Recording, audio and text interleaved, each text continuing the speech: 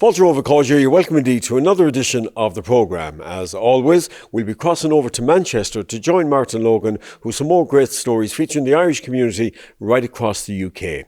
But this week we're on the stage of the Town Hall Theatre in Westport, where the local St Patrick's Drama Group are all set to stage Martin McDonagh's award-winning play, The Beauty Queen of Leenane. And we're going to meet some of the cast and crew. Fucking hell. The loons you get in this house only repeating themselves. Who's a loon? Who's a loon, she said. Oh. Who's a loon?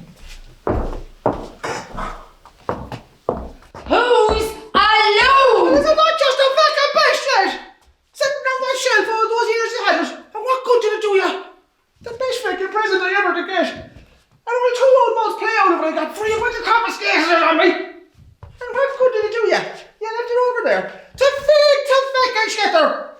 And what good? I would remind him he got some use out of it, like taking the string and playing pat ball again, but no. Only out of pure spite is the only reason he kept it. And right under me fucking nose. And then you go asking who's a loon. Who's a loon, she said. I tell you who's a loon, lady. You're a fucking loon. I don't know why I did take your swing ball on you now, Raymond.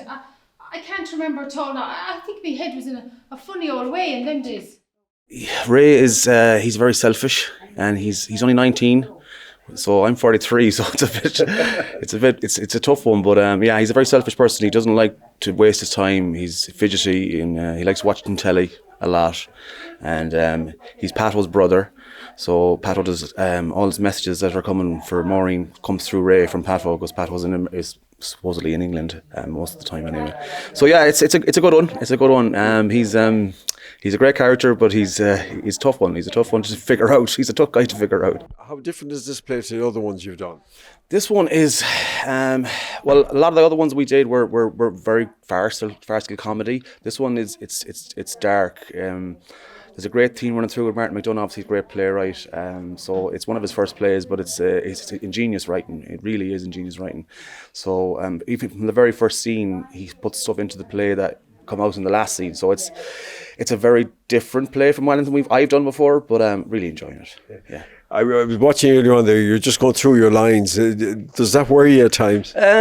No, it does sometimes, but I think we're about to put the show on next week, so it'll be our 7th night at it. So we've done it over the last 18 months or so, and then we're obviously going to Chicago for a couple of nights. So the lines are coming good at this stage, but you still need to brush up on them, because you can't let people down, I suppose.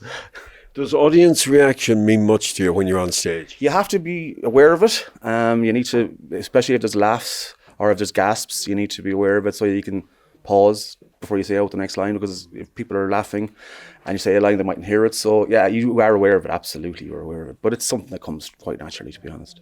Do you still get nervous going on stage? I do, absolutely, of course. But that's why I like it, to be honest. I do. I'm a pacer. I walk up and down a lot. So I think that probably puts nerves on other people too. But yeah, I do. Of course you get nervous. But it's a good nerve. It's a good kind of nervous. It's a nervous... We kind of have a line where you're yourself, and then when you cross the line, you're the character. So once you cross that line, there's no turning back. Conor, I see you wearing the Irish jersey. Is that significant in the play? It is. It's Ray he's a big sportsman. He's a big Irish soccer fan, and there's a part in the play where he mentions it a lot, and he mentions about Americans not liking soccer, and will he be able to get the European Championships on the telly? So he's a big telly man, but he's a big sportsman. So this is the final part of his things. That's it. That's me done. So once I cross that line, I'm not Conor anymore. I'm Ray Dooley. So I played the part of Pato Dooley. Pato is the returned from England, where he's been working on the building sites for a number of years. He has great growth for Maureen, who is the beauty queen in this play, and basically he's decided to pack up the work in England and to move to Boston, where his uncle has got him a job. So he asked Maureen would she go with him, and I suppose a lot of the play revolves around that, and the storyline follows from there. How does this one rate, The Beauty Queen of Leenane? It's definitely up there in the top 3 of plays that I've done. Yeah, it's a fantastic story, very well written by Martin McDonagh, and certainly it's one that I'm really enjoying and looking forward to putting on here in Westport this week and in Chicago over the coming weeks. I presume it'll be a different type of audience in Chicago, would it? Well, we're targeting obviously the Irish American audience out there. So I would imagine that a lot of the play will resonate with the audience. Of course, there's a huge immigrant population out there. So I think they will get a lot of this story and will certainly resonate with them, yes. And of course, it's picked up a lot of awards in America, Tony Awards on Broadway, It is, yes, yeah. Well, Martin McDonagh is quite a famous playwright, as well as film director as well. So it's a very well-known play, and it has been performed in the States quite often before as well. So yeah, we're looking forward to the challenge of it and to bring it to a different audience as well. It is a challenging play, but there would be certain, you could compare it to some of John B. Keane's as well in some ways. Do you know, there's little touches, and also John Millington Synge, there's little touches of the Playboy in it, you know. So there are little bits of Irish country people in all of those plays that you can see in Martin McDonagh's play. And why do you think this particular play was so successful, particularly in the West End and in Broadway, where it picked up some Tony Awards? I think because he doesn't beat around the bush at all. He doesn't go a roundabout way of showing loneliness and hatred and things like that. What do you think your biggest challenge will be now, getting ready for opening night here now for the Beauty Queen of Leenane? Well, we're about to do our dress rehearsal now, and that is more important really than the actual putting it on, because you learn all your mistakes in dress rehearsal, and it's a big preparation. So if you make a mistake, you know then when you're going on, don't do that, or don't leave that out, or you were too fast there, or you were too slow there. So you learn all these things from rehearsal. The amazing thing about it, it's a very small cast, but they've a lot to go through, haven't they, through the play? They have, but there are two sides to it. Sometimes when you're in a small cast, you're not to mention. Sometimes if you're in a big cast and you've only got a little bit to say, it's harder to remember if you have to come in with a few lines. Whereas if you are having full dialogue with one other character, which happens a lot in this play, it's easier to remember your lines actually and get into character. Very early on in the play, in the first scene or two, you learn that my character hasn't had a lot of luck and love in her life, living in the Wild West of Leenane, and Pat O is coming back into her life again. She would have known him as a child, so she sees this as a huge chance to escape the drudgery of everyday life. Yeah. And Mother's not too happy about this. Mother is not happy at all. Mother does not want her caretaker, I suppose, to leave her. So she's not encouraging any of Maureen's moves towards Pat O at all. No. You go to great lengths to impress Pat O as well. Some would suggest even getting very sexy. Let's just say there is parental guidance recommended for the play, yeah. Not just the language, but some of the themes. Yeah, it gets a little bit gently raunchy, yeah. Yes, yeah. Because on stage you have to get into a slip and a kind of a nightie in that. Yeah, a bra and slip, and they mention that a few times. So, the audience, it gets a great reaction when she... When they see the bra and slip in play, yeah. And Mother sees this as well, does she? Mother does see this as well, and she's not very impressed with that, especially considering if this is the other costumes, this is the type of clothes that Maureen wears normally. It's quite a change for her. So I think the mum is quite shocked and quite nervous and quite anxious about what's going to happen. Yeah. Well, we won't give away how he reacts to it. And no, we won't give that away. Yeah. Now, this is a big role for you, isn't it? Huge. This is huge. This is... Like I'm only a newcomer to St. Patrick's Drama Group. I did a few things backstage and then went to the auditions with absolutely no thoughts or no expectations other than that we would read the play. And then I got the chance to play the part, and it's huge. It's such an honour and such a thrill, and it was really daunting. And it's just I would do this every night of the week. I absolutely love it. It's the part of a lifetime. It's a fantastic part to play. And would you be nervous now going stage with this play? Because it's a very dark and very intense play as well. Yeah, well, Mary has us prepared fairly well, I suppose. And what struck me, I suppose, through the rehearsals, but especially the first night of the play, is how comic it is, despite the darkness, how the audience laugh at some of the most awful lines. So that took a while even within the first night, to get over the fact that they thought that these horrible things that were being said between characters were funny. But yeah, I'm really nervous, because you don't want to let the other three down. There's only 4 of us on stage, and there's only usually 2 at one time. It's quite intense.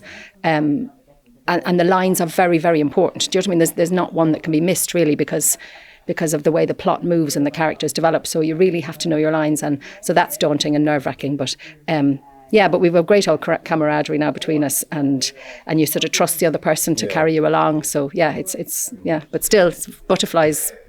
Here's your tea now, Patty. Put some clothes on you, instead of parading round the house half naked. I do like going around the house half naked. It does turn me on, it does. Oh, I'll bet it does. Oh, aye.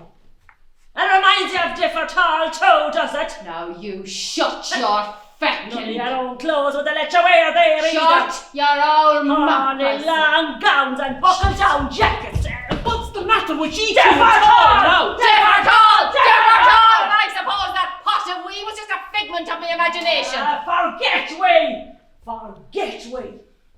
Do you want to know what different tall is, fella? Shut up now. It's an old nut house.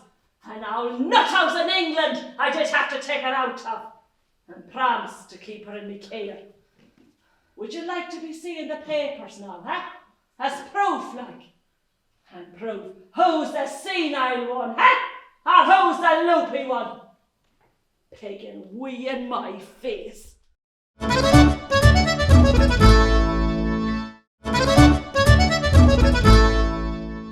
Regina, you were one of the main characters in the Beauty Queen of Leenane. You played the mammy, not a very happy mammy. No, not a very nice mammy at all.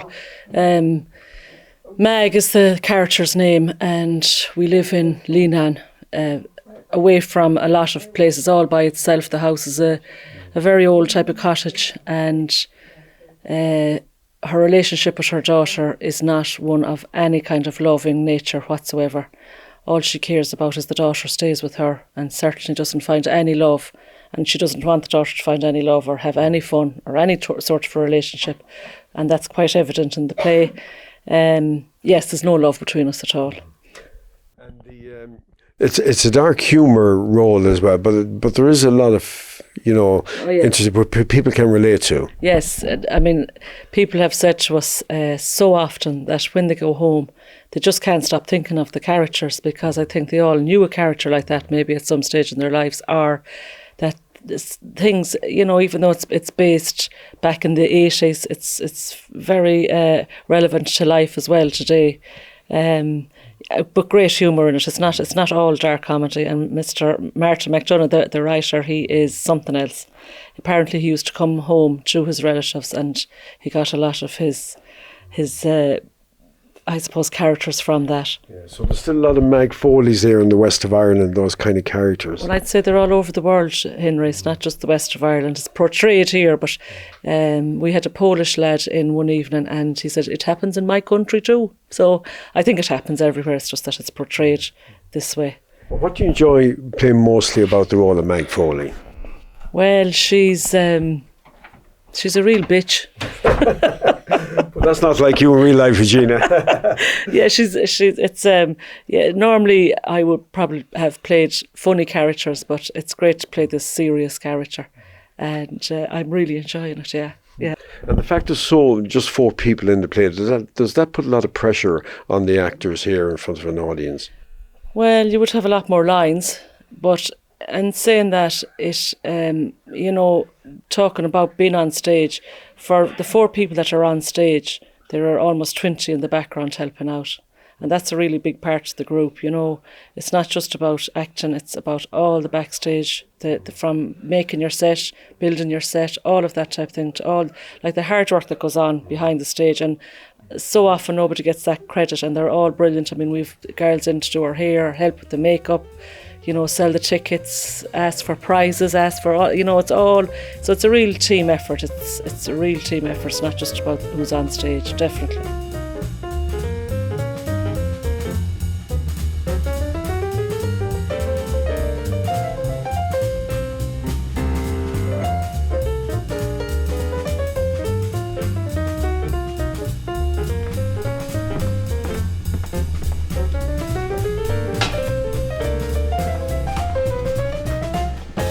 Now, you're stage manager here for the Beauty Queen of Leenane. Yes, so I am. What does that entail? Well, it entails setting up all of the props that are needed for the play and making sure that everything is where the actors know it will be.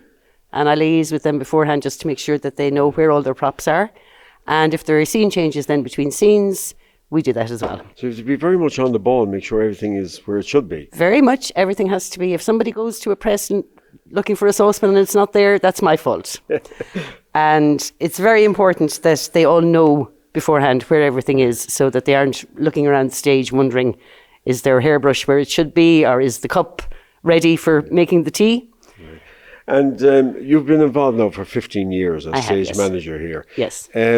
Has it ever happened to you that something wasn't where it should be for a play? Well, we had an incident one time where a picture fell off a wall. So that never happened a second time. Something different goes wrong nearly every night, and thankfully the audience never see it. Yeah. But we're aware of it behind the scenes. And the Beauty Queen of Leenane now, would you know much about the play?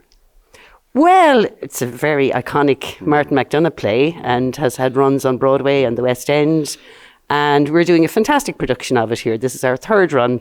So we've had great full houses for 2 runs in April and November.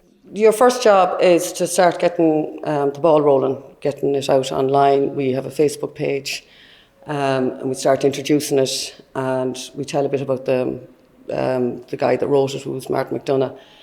And then you have to get your papers on the radio, here on the website, and like we have the Connacht Telegraph, the Mayo News. We have to inform the hotels. Posters all over the place. Everything, that's the first part, is the promotion. And then on the acting side of it, you know, you have to put together a list for what's props, what the stage is going to have to look like. You pick your sound people, your lighting people, your prompters. Then when it gets near the time, again, more promotion papers and the whole lot. And you have your raffle, and you kind of present yourself here on the night to introduce yourself to the people. All that, there's an awful lot of work, and your front of house staff is vital to it as well. You know, they all have to be organised. Who's going to be selling raffle tickets at the beginning and at the end, and they represent the drama group, you know, as well, you know, to promote it. So you're expecting a big night now for the opening night here on next Tuesday? Oh yeah, the tickets are selling very well. We've already had 6 sellout shows last April and last November. And Monday, tomorrow week, we're heading off to Chicago, and we're putting it on in the Irish American Centre out there. And that's getting a lot of attraction as well. There's a lot of people asking us about it, and we're getting an awful lot of promo on Facebook and all that. People are just, we've actually, 2 people of other theatres have asked us to come and meet them as well and tell them about the play. Finally, dress rehearsal today, everything going according to plan? Yeah, so far so good. Some of them are looking for sandwiches, but we're not getting them. I forgot the sandwiches. There's always something. Yeah, there's always something. Yeah, like I've them told now, when we get to Dublin Airport next Monday, I'm going to sit down and have 5 minutes, and even if they ask me the weather, I will kill them. Well, enjoy the trip anyway. Thank you. Yeah, we really are looking forward to it. Like, it's just bringing a bit of Mayo to Chicago. They seem to like us, so they're looking forward to having us over there, so it's great. Thanks. Well, I'm joined now by the president of the Westport Drama Group, Lenny Grimes, a well-known figure here in Westport, and of course been involved in many a play here in the town over the years. That's right, Henry. Thank you. You've a long association, haven't you, with Westport Drama Group? Yeah, I've been in the group, I'd say, I joined in sometime in 1970, and I've been in most of the plays that I've done since that, probably 30 to 40 plays. Yeah. And are you still performing in plays, Lenny? Yes. Yeah. Myself and Patsy Stanton, we done a 1 act. The Lord of Mercy on Patsy, he died in November. We done that, I think, out in April. Before that, a 1 act play, and it was very successful, called The Quiet Land. We sold it out here for 4 nights. Fantastic. Yeah.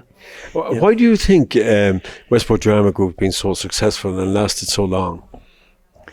I think that they just put on plays that people like to go and see.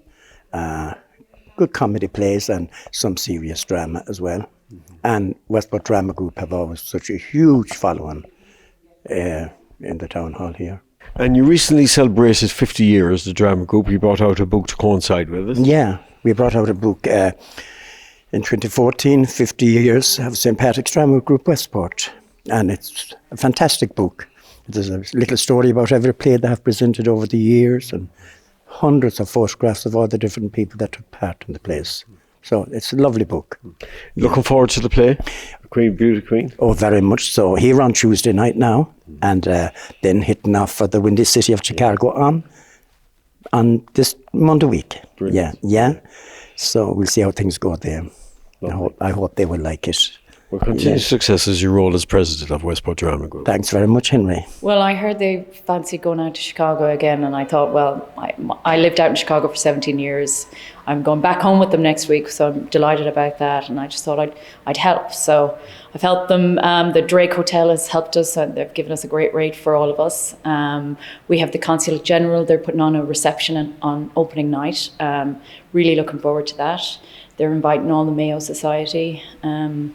I'm helping with promotion. I've done press releases in Chicago, setting up interviews with WGN and a few others. But the Irish American Heritage Centre have been really brilliant to us, and we're really excited about going. It's because I've taken on now. I'm part of the drama group, but you know. And how do you think the play will do in Chicago? Oh, I think it's going to be brilliant. I did a little Facebook post and invited a load of people, and I've already had about 90 people interested in going. So I think the Chicago people love Irish and anything to do with Irish. So the fact that it's Paddy's Day is around the corner, I was kind of thinking they can all brush up on their Irish accents now with 20 of us coming in from Westport. So, yeah. And how big is the theatre and how many nights is the show running? It's 2 nights, February 20th and 21st. We're hoping to get 500 on the night, possibly more. The theatre holds about 500. They refurbished it recently, so it's going to go. Yeah, I'm hoping it's going to go well. Yeah. Okay. So you'll be kind of looking after them in Chicago, make sure they get to A and B and all that. Yeah. I have a few surprises set up for them too. We're going to do a few tours and that, but we've some great people over there. Matty Moore from Chicago Cut is hosting us one of the nights, the night after the play, and. We've the Ireland Network. They've been really looking after us. They've been doing great promotion for us, and the Drake, of course. So, and the Consulate. So, I think we'll have a really good time.